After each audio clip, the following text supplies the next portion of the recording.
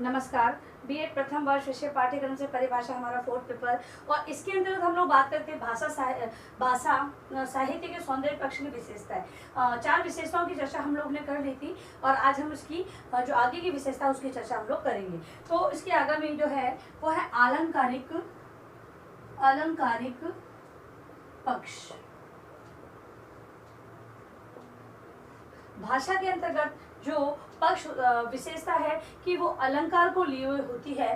भाषा के अंतर्गत ऐसे सौंदर्य को जब देखते हैं तो वहाँ पर अलंकारिक जो हमें रूप है वो देखने को मिलता है। ये भी एक विशेषता है। अलंकारिक पक्ष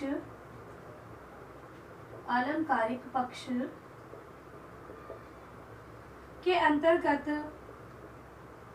विभिन्न प्रकार के अलंकारिक पक्ष के अंतर्गत विभिन्न प्रकार के अलंकारों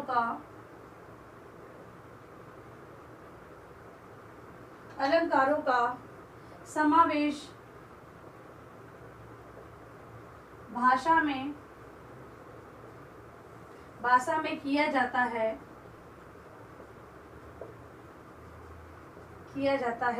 जिसमें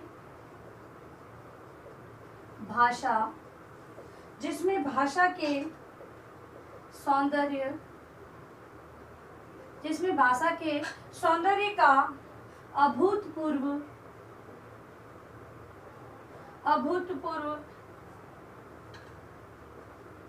वृद्धि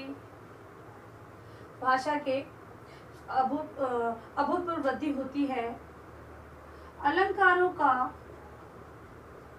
अलंकारों से युक्त भाषा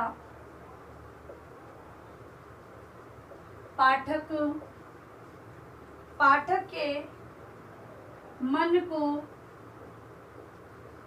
के मन को मोह लेती है तथा उसको हृदयगत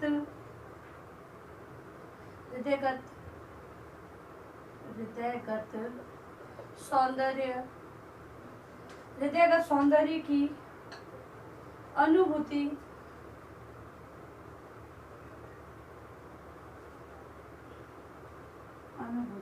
होती है।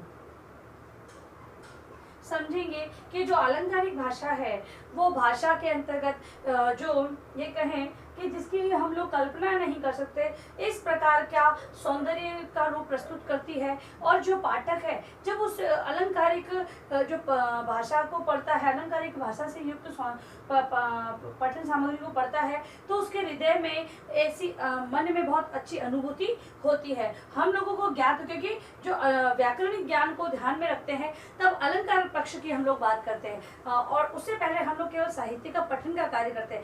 लेकिन तब भी कुछ रचनाएं हमें बहुत ही अच्छी लगती है, उसको पढ़कर हमें आनंद की अनुभूति होती है। तो ये देखा गया है कि भाषा के अंदर जब अलंकारिक पक्ष की बात करें तो वो अलंकारिक पक्ष भाषा के सौंदर्य को हृदयगत बनाने का कार्य करता है। अब है शब्द शक्ति। शब्दों की शक्ति, शब्द शक्ति सभी को पता है, अभिधा, व्यंजना और लक्षणा। शब्द शक्ति, तो शब्द शक्ति है वो भी भाषा के अंतर्गत अपनी भूमिका निभाती है। भाषा की जो रचना विभिन्न प्रकार के शब्दों से हुई है, और उसी शब्दों के अंतर्गत हम लोग बात कर सकते हैं कि शब्द है वो विभिन्न प्रकार के हैं। उसके अंतर्गत शब्द शक्ति है वो भी होती है। कि शब्द शक्ति के अंतर्गत भाषा में समाहित शब्दों में विशेष प्रकार की शक्तियों का समावेश होता है, जिन्हें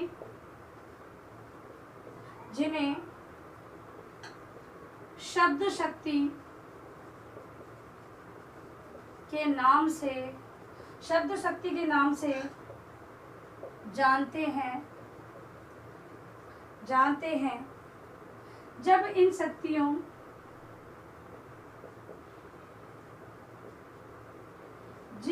शक्तियों का प्रयोग भाषा में किया जाता है, भाषा में किया जाता है, तो भाषा का स्वरूप प्रभावशाली बन जाता है। तो शब्द शक्तियाँ हम लोग देखते हैं कि भाषा के अंदर जो सीधे सीधे शब्द हैं, जिनका सीधा सीधा अर्थ निकले, उसे हम अभिधा शब्द शक्ति कहते हैं। जहाँ पर लक्षणों के आधार पर हमें अर्थ को समझना होता है, वहाँ पर लक्षणा शब्द शक्ति होती है। और जहाँ पर व्यंग के रूप में हमें पहचान करनी होती है वाक्य की, तो वहाँ पर व्यंजना शब्द शक्ति होती है। और हम जब इनको पढ़ते हैं, भाषा के अंतर्गत पढ़ते हैं, व्याकरण के अंतर्गत तो हम इनकी परिभाषा पढ़ते हैं और एक दो शब्दों को उदाहरण के रूप में पढ़ लेते हैं। लेकिन भाषा के अंदर जब पढ़ते हैं तो देखिए भाषा इतनी प्रभावशाली बन जाती है, और कुछ कुछ जो पठनीय सामग्री होती है उसको पढ़ने में बहुत ही आनंद आ जाता है। इसीलिए कहते हैं कि शब्द शक्ति भाषा सौंदर्य को बढ़ाती है, और इसी प्रकार से वो उसकी एक विशेषता के अंतर्गत मानी जाती है।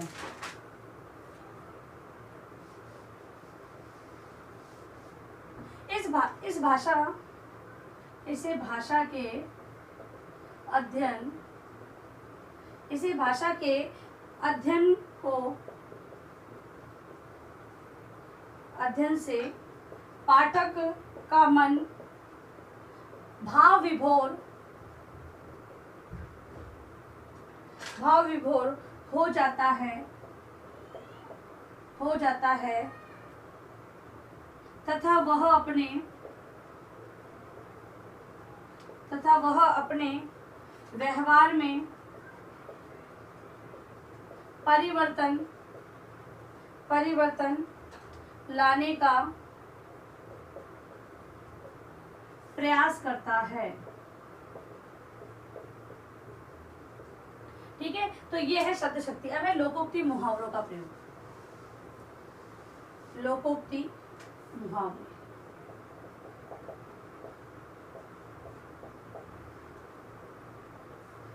लोकोक्ति एवं मुहावरों का प्रयोग। लोकोक्ति मुहावरों का प्रयोग जब भाषा में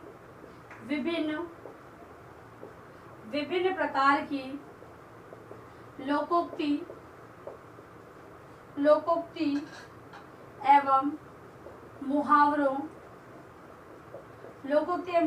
का प्रयोग किया जाता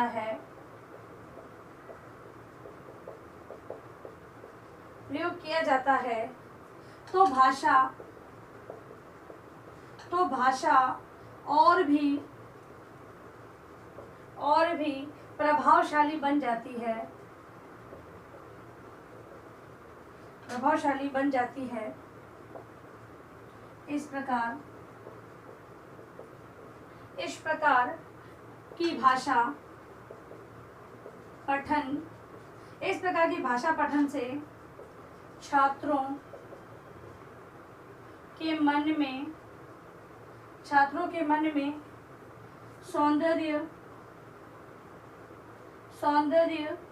बोध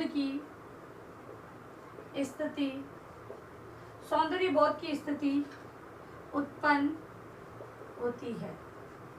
ठीक है, तो ये लोकोक्ति जो मुहावरे उसका प्रयोग हम लोग भी देखते हैं कि जिस पठनीय सामग्री जो विषय वस्तु को हम पढ़ते हैं, किसी साहित्य से संबंधित विषय वस्तु को पढ़ते हैं, तो उसमें लोकोक्ति और मुहावरे होते हैं, तो हमें बहुत ही आनंद आता है। हम लोग उससे बार बार पढ़ने का प्रयास करते हैं, उससे संबंधित अन्य साहित्य को पढ़ने की हमारी रुचि उत्पन्न होती है। अब है उपसर्ग एवं प्रत्यय का प्रयोग। अंतिम जो विशेषता वो है उपसर्ग एवं प्रत्यय का प्रयोग। उपसर्ग एवं प्रत्यय का प्रयोग। उपसर्ग एवं प्रत्ययों का प्रत्ययों के प्रयोग से भाषा प्रयोग से शब्दों का स्वरूप प्रभावी, शब्दों का स्वरूप प्रभावी एवं उपयोगी हो जाता है, प्रभावी एवं उपयोगी हो जाता है। इस प्रकार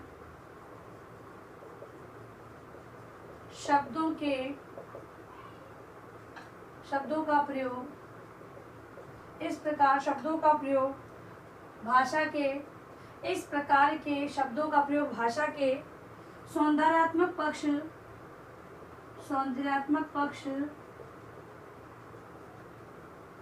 में वृद्धि करता है। छात्रों को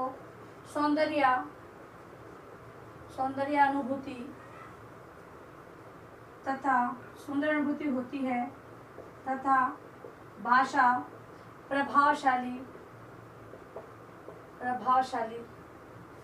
एवं उपयोगी बन जाती है। देखिए, जो प्रत्यय एवं उपसर्ग एवं प्रत्ययों से बने जो शब्द होते हैं उनका उपयोग भाषा के अंदर बहुत ही उपयोगी होता है। और भाषा के जो सौंदर्य पक्ष है उसके अंतर्गत यदि हम लोग इन भाषाओं को अलग से मानते हैं, ठीक है, और इनका जो स्थान है वो भाषा के अंतर्गत विशेष है, क्योंकि ये भाषा को प्रभावशाली और सौंदर्यात्मक बनाने में अपनी भूमिका निभाते हैं। तो इस प्रकार से हम हमारी जो ये भाषा साहित्य की सौंदर्य पक्ष की विशेषता है वो पूर्ण होती है। अब देखिए अपना गृह कार्य प्रश्न। भाषा साहित्य के सौंदर्य पक्ष की विशेषताओं का वर्णन करें। और अंत में घर में रहें, सुरक्षित रहें, बाहर निकले तो मास्क पहने, सोशल डिस्टेंस बनाए, हाथों को बार बार सैनिटाइज करें। धन्यवाद।